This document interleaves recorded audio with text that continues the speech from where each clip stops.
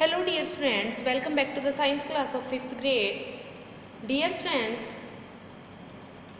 हमने अपने second term के ऑलमोस्ट सारे चैप्टर कंप्लीट कर लिए हैं. Today we will start our last chapter of second term. So this is your last chapter of second term, that is more about force, energy and simple machine. As the name suggests, you clear what we will study today? About force, energy and simple machine. So let's start. First topic is force. What is force? All you know कि force होता क्या है? A push or pull acting on a body is called a force.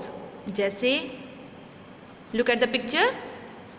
अब ये जो man है वो क्या कर रहा है? फोर्स लगा रहा है, अपनी जो ताकत लगा रहा है, फोर्स लगा रहा है, उसको पुश करके गाड़ी को पुश कर रहा है ये, तो अपनी तरफ से इसका फोर्स लग रहा है. ठीक है, यहाँ पर तो पुश कर रहा है, अगर ये इसको अपनी तरफ खींचेगा, पुल करेगा, तब भी इसका फोर्स लगेगा.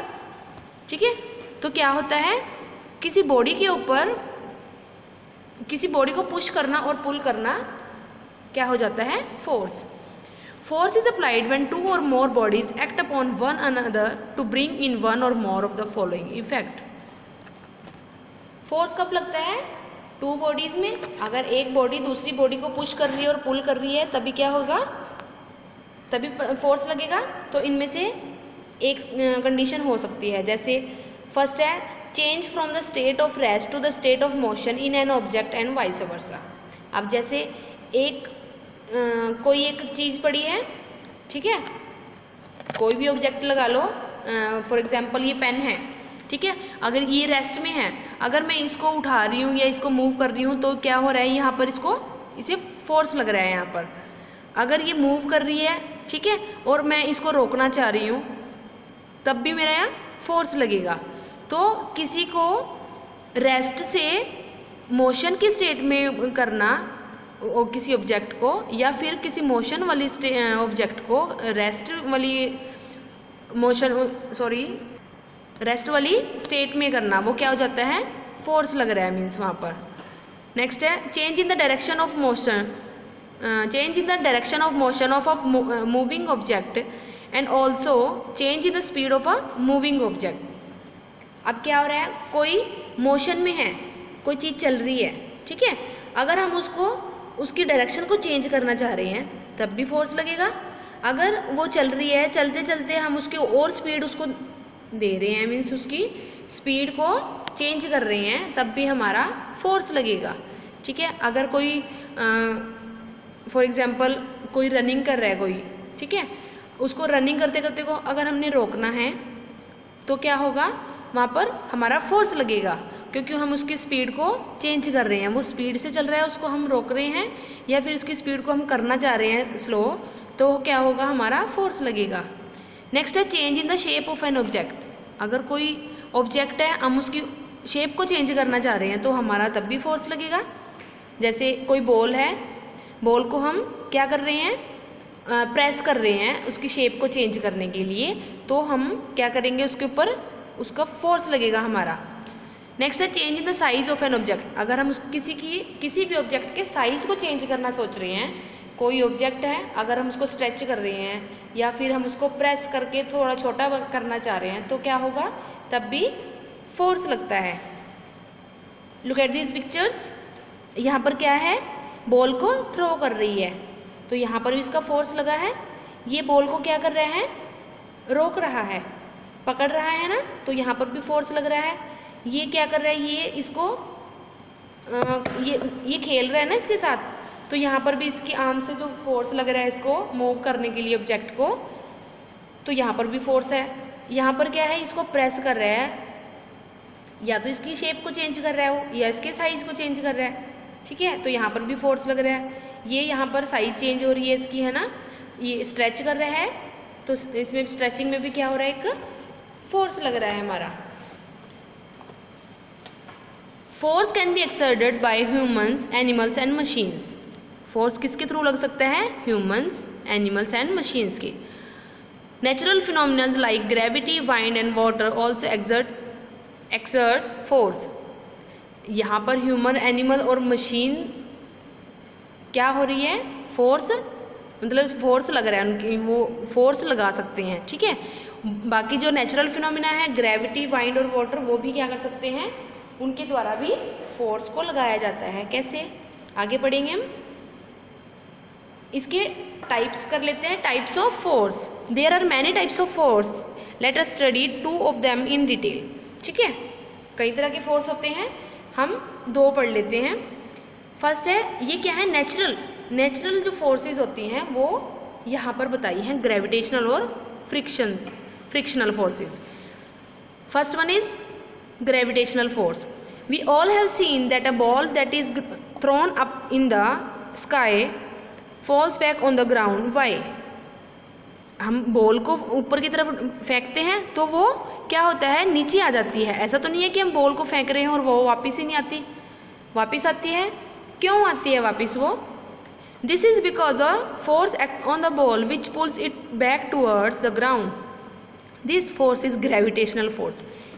This is all about gravitational force. Gravitational force क्या होता है? जो हमारा अर्थ है वो उसको क्या करती है? वापस उसको अपनी तरफ खींच लेती है, किसी ऑब्जेक्ट को थोड़ा, एक जैसे हम ऊपर की तरफ फेंकते हैं तो वो एक लिमिट होती है कि कहाँ तक जाएगी वो। उसके बाद क्या होता है, जो अर्थ होती है उसको अपनी तरफ अट्रैक्ट कर लेती है उस ऑब्जेक्ट को। वो क्या होता है? Gravitational force. ठीक है। और gravitational force is a force that attracts an object with its mass की, अभी मैंने बताया ना ग्रेविटेशनल फोर्स क्या होता है? जो ऑब्जेक्ट को क्या करती है? अट्रैक्ट कर लेती है एक विद इट्स मास, जो उसका वेट होता है, मास होता है उसके साथ। ठीक है। The gravitational force of an object is more if it has more weight, that is it is heavier. अगर वो चीज़ भारी है, हैवी है ऑब्जेक्ट, तो क्या होता है? उसका जो ग्रेविटेशनल फोर्स होता है वो भी हैवी ही होगा, मतलब ज़्यादा होगा। Again gravitational force between 2 object is more if they are nearer to one another and decrease as the distance increases. क्या होता है ग्रेविटेशनल फोर्स में? जब 2 ऑब्जेक्ट मोर क्लोजर होते हैं, ठीक है, तो क्या होता है? उनमें ज़्यादा फोर्स होएगा, और फिर जितना दूर होता रहेगा ऑब्जेक्ट, उसका जो ग्रेविटेशनल फोर्स है वो भी कम होता जाता है। तो अब क्या किया हमने? जैसे अब हम बॉल को फेंक रहे हैं तो ग्रेविटेशनल फोर्स ज़्यादा हो जाएगा, दूर जाएगी वो। ठीक है।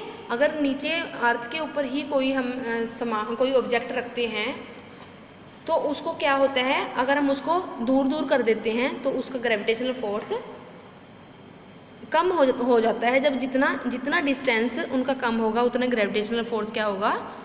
कम होगा। ठीक है। नेक्स्ट है frictional force. Frictional force can be seen in everyday life.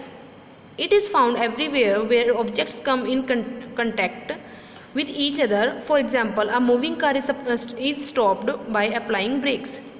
The car slows down and eventually stops because of the friction between the brakes and the wheels. This force is called frictional force. Frictional force क्या होता है? हम अपनी daily life में इसको देखते हैं। जब भी कोई ऑब्जेक्ट किसी दूसरे ऑब्जेक्ट के कंटेक्ट में आ जाता है तो वहाँ पर कौन सा फोर्स लगता है? Frictional force. ठीक है। जैसे हम गाड़ी चलाते हैं, गाड़ी चलाएंगे, अगर हम उस ब्रेक लगाते हैं, ब्रेक से क्या होता है? जो व्हील होते हैं, व्हील के ऊपर जो ब्रेक्स होते हैं वो कंटेक्ट करते हैं उसके साथ, और एकदम से क्या होता है? ब्रेक लगता है। देखा होगा आपने, अपनी साइकिल वगैरह में भी देखा होगा, उसके ऊपर जो ब्रेक होते हैं टायर के ऊपर, व्हील्स के ऊपर, वो अप्लाई होते हैं और तभी एकदम से जो व्हील्स की मूवमेंट होती है जो वो रुक जाती है। तो वो क्या होता है? Frictional force. It acts in the directions opposite to the one in which the object is moving. इसमें क्या होता है? इसमें अपोजिट होता है। अब जैसे कोई चीज़ मूव कर रही है, मूविंग करते हुए को, मोशन करते हुए को हमने एकदम से स्टॉप करना है, मीन्स उसका अपोजिट करना है, तो तब हमारे पास क्या लगता है? Frictional force. अब हमारा जो व्हील है वो मूव करता है और उसको हमने क्या करना है? एकदम से उसको स्टॉप करना है। तो उसको स्टॉप करेंगे तो वो एकदम से मूविंग जो उसकी मोशन था मीन्स उसको क्या कर दिया हमने? रेस्ट में कर दिया। अपोजिट में कर दिया, वहाँ पर कौन सा फोर्स अप्लाई हुआ? Frictional force. If you walk on a very smooth surface like ice, you might slip and fall because there is a little friction between ice and your feet. Rough surface offer more friction, smooth surface offer less frictions. अब वही जैसे हमारे जो feet है, हमारे पैर हैं, वो क्या है? फ्लैट हैं, प्लेन है। अगर हम प्लेन के साथ प्लेन सरफेस पे हम मूव करेंगे या हम उसके ऊपर स्लिप करेंगे तो क्या होगा? लेस फ्रिक्शन होगा, क्योंकि ये कब कहाँ लगता है? अपोजिट में, ठीक है। अगर हम रफ सरफेस पे करेंगे तो जितना रफ सरफेस होएगा वहाँ पर ज़्यादा फ्रिक्शंस होता है, और जो स्मूथ सरफेस होता है वहाँ पर लेस फ्रिक्शन होता है, ठीक है। जो जैसे अब ये सरफेस यहाँ पर क्या दिखाया है? रफ सरफेस दिखाया है। रफ सरफेस में जो उसके फ्लैट सरफेस का जो फीट है, मीन्स पैर है, तो क्या है? अपोजिट हो रहा है यहाँ पर। हाँ, तो यहाँ पर क्या होगा? ज़्यादा फ्रिक्शन लगेगा, एक मीन्स वहाँ पर हम स्लिप नहीं कर पाएंगे, उसको अट्रैक्ट कर लेते हैं जल्दी। अब स्मूथ सरफेस में क्या है? स्लिप कर रहा है। स्लिप क्यों कर रहा है? क्योंकि फ्लैट ही इसके फीट हैं और फ्लैट ही सरफेस है, ठीक है। स्मूथ सरफेस पे है वो क्या होगा? फ्रिक्शन कम होगा, तो इसलिए वो रुक नहीं पाएंगे, ठीक है। तो ये था हमारा फोर्स, ग्रेविटेशनल और फ्रिक्शनल। ये कौन से फोर्स हैं? जो नेचुरल है, ठीक है। Difficulties caused by friction. Difficulties क्या होती हैं? Excess friction can make it difficult to slide a box across the floor, ride a bicycle और वॉक। नेक्स्ट है, any device that has moving parts can wear out rapidly due to friction, such as the soles of our shoes, pencil and erasers. ज़्यादा frictions क्या करता है? वो difficulties create करता है। जैसे हम क्या करते हैं, कोई बॉक्स है, बॉक्स को हम फ्लोर के ऊपर, फर्श के ऊपर स्लाइड करवा रहे हैं, तो वो थोड़े टाइम तक ही रुक जाता है। ऐसा तो नहीं है कि हमने उसको थ्रो किया और वो क्या कर रहा है कि वो रुकेगा नहीं। अगर मैंने पेन को ऐसे किया तो थोड़े टाइम बाद वो रुकेगा ना, ठीक है। तो वो क्या है? एक्सेस फ्रिक्शन की वजह से डिफ़िकल्टीज क्रिएट होती हैं। साइकिल चलते हुए हमें क्या होता है? डिफ़िकल्टीज आती हैं, हमें ज़्यादा फोर्स लगाना पड़ता है। नेक्स्ट क्या है? That has moving parts can wear out rapidly due to friction, such as the soles of our shoes. हमारे जो शूज़ के सोल्स होते हैं, नीचे लगे होते हैं ना, जो एक्सटर्नली पार्ट होता है नीचे का, वो, और पेंसिल और इरेज़र, ये क्या है? जैसे हम पेन चलाते हैं, ठीक है, अपनी एक स्पीड होती है हमारी पेन चलाने की, तो उसमें क्या है? फोर्स लग रहा है हमारा, ज़्यादा फ्रिक्शंस हैं, क्योंकि पेंसिल है जो और पेन इरेज़र है वो क्या कर रहे हैं?